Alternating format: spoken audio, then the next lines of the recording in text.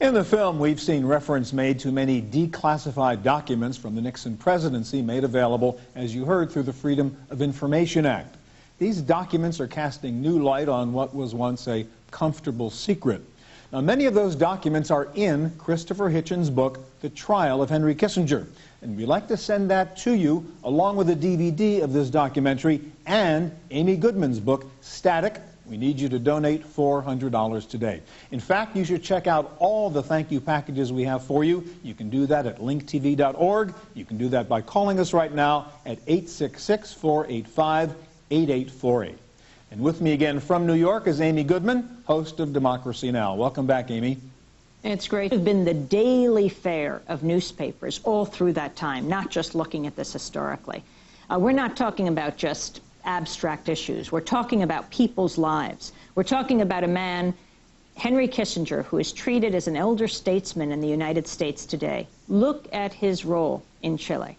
On another September 11th, 1973, though. In fact, on September 11th, the day the planes hit the World Trade Center, Democracy Now! Was doing a special. We were just blocks from the World Trade Center. We broadcast from New York.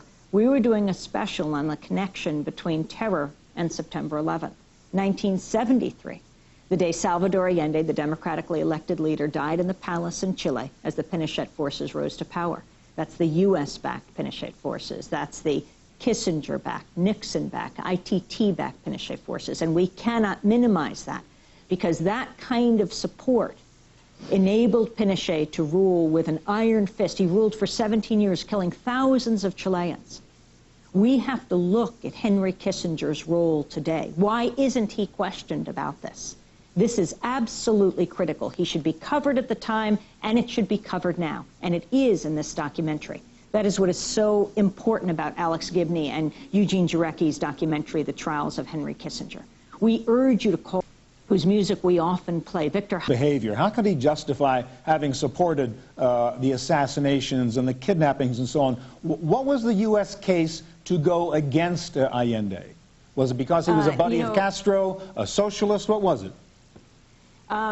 I think it's very interesting. Kissinger had some famous revealing comments when he said, we're not going to allow a country to go Marxist because a few of their irresponsible people, meaning the masses who elected Salvador Allende, who was a socialist who deeply believed in democratic socialism in his country. I mean, you had a situation where you had Henry Kissinger, you had Richard Nixon. We know their records in Vietnam. And think about the time. We're talking about right about the same time. What they're doing in Southeast Asia, they're doing in Chile. And yet, here you have, in this country, elections are sacred. We believe that the will of the people should be carried out. And that's what was happening in Chile. And that's not something that, for example, multinational corporations like ITT appreciated. And so Henry Kissinger, Richard Nixon, as Henry Kissinger in Argentina, supporting the generals in the dirty war, you know, those that many are trying to bring to justice even today, responsible for the killings of, 30,000 in Argentina. There was Kissinger standing with the dirty generals.